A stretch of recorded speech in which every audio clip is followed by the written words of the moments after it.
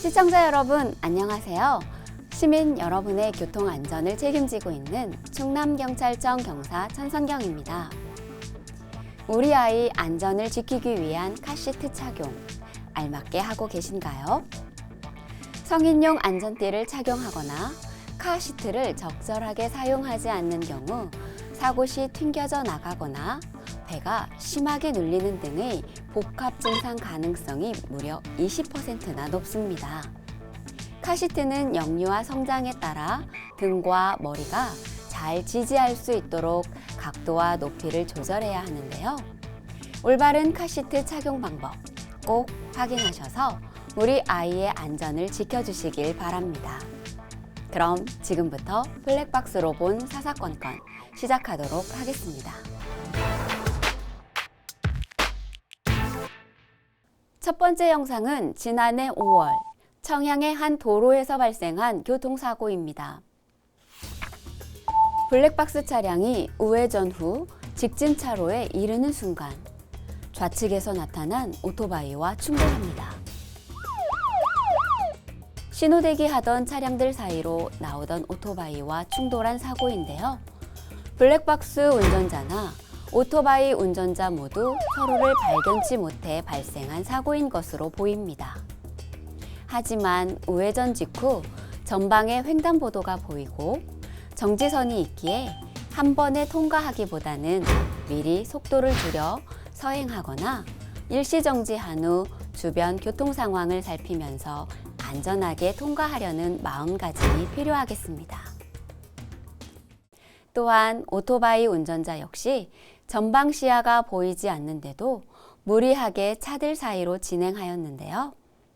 오토바이 역시 자동차와 마찬가지로 교통법규를 준수해야 하며 내가 법규를 위반해도 차들이 알아서 양보해 주겠지라고 방심해서도 안 되겠습니다. 이어서 다음 영상 보시겠습니다. 이번 영상은 지난 4월 공주의 한 도로에서 발생한 교통사고입니다. 터널 안 2차로를 주행 중인 블랙박스 차량이 전방 우측으로 진행하던 자전거를 충격하는 사고가 발생합니다.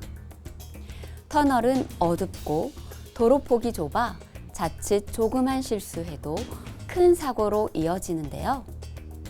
전방 주시를 철저히 할 뿐만 아니라 전방에 자전거가 보인다면 미리 속도를 줄이고 자전거의 옆을 지날 때는 자전거에게 위협이 되지 않도록 충분한 공간을 확보해야 합니다.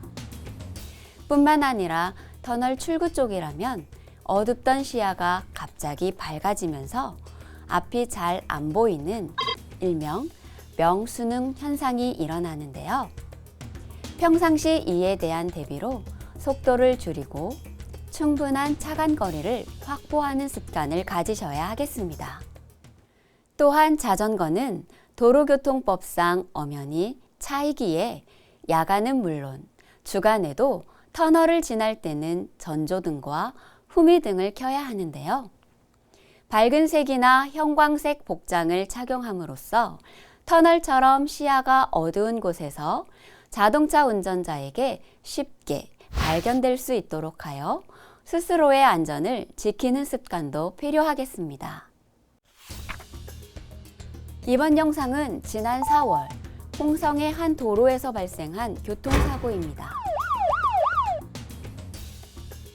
블랙박스 영상 속 무단횡단 보행자가 반대 차선으로 건너가는 순간 차량과 부딪히는데요. 이 사고로 한 명은 차바퀴에 깔려 크게 다쳤습니다.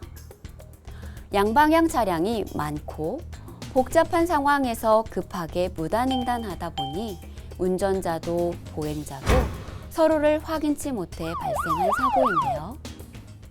횡단보도는 보행자의 안전을 위해 설치된 것입니다. 횡단보도까지 가는 수고가 귀찮아 안전까지 포기해서는 안 되겠는데요. 내가 법규를 위반하면 상대방은 더욱더 사고로부터 여러분을 지켜줄 수 없습니다. 어떠한 경우라도 무단횡단은 절대 해서는 안 된다는 점 명심하시길 당부드립니다. 이어서 다음 영상 보시겠습니다. 이번 영상은 지난 4월 홍성의 한 도로에서 발생한 교통사고입니다. 블랙박스 차량이 녹색 신호의 교차로를 통과하는 순간 신호 위반한 트럭과 충돌합니다. 사고 트럭이 우회도로에 정차해 있었던 걸로 보아 차로를 잘못 든 트럭이 좌회전하려다 발생한 사고로 보이는데요. 전신주로 인해 블랙박스 차량이 오는 것을 보지 못했을 수도 있고 맞은편에서 진행하는 차량만 확인한 터라 살피지 않았을 수도 있겠지만 사고가 발생한 후에는 이러한 아쉬움은 소용이 없습니다. 이처럼 생각지 못한 순간에 사고는 발생할 수 있기에 차량이 있던 없던 반드시 신호는 지켜야 하겠는데요. 도로에서는 조급한 마음은 버리시고 때로는 길을 잘못 들어 멀리 돌아가더라도 신호만큼은 꼭 지켜주시길 당부드립니다. 마지막 영상은 지난 3월 당진의 한 도로에서 발생한 교통사고입니다. 어두운 밤 2차로 주행 중인 블랙박스 차량이 선행 차량과 충돌합니다. 사고 직전 주유소에서 나와 2차로로 합류한 차량의 후미를 추돌한 것인데요. 가로등이 없는 어두운 밤길에는 운전자의 시야는 좁을 수밖에 없습니다. 특히 과속으로 진행할 경우 좁아진 시야로 인해 위험 상황을 미처 대처하기도 전에 사고로 이어질 가능성이 매우 높은데요. 규정속도 20km를 초과하여 추돌 사고를 야기할 경우에는 도로교통법 제17조 속도 위반에 따른 중과실 사고 책임까지도 지게 됩니다.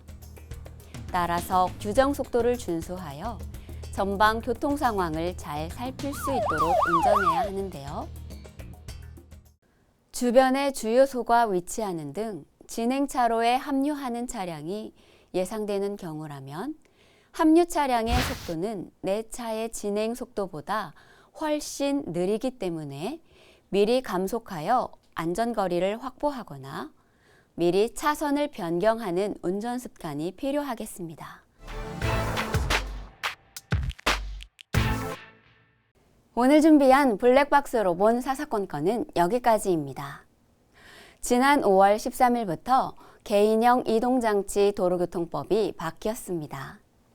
대여용 정동 킥보드나 개인형 이동장치를 타는 경우 반드시 제2종 원동기 장치자전거 면허 이상의 운전면허증이 필요한데요.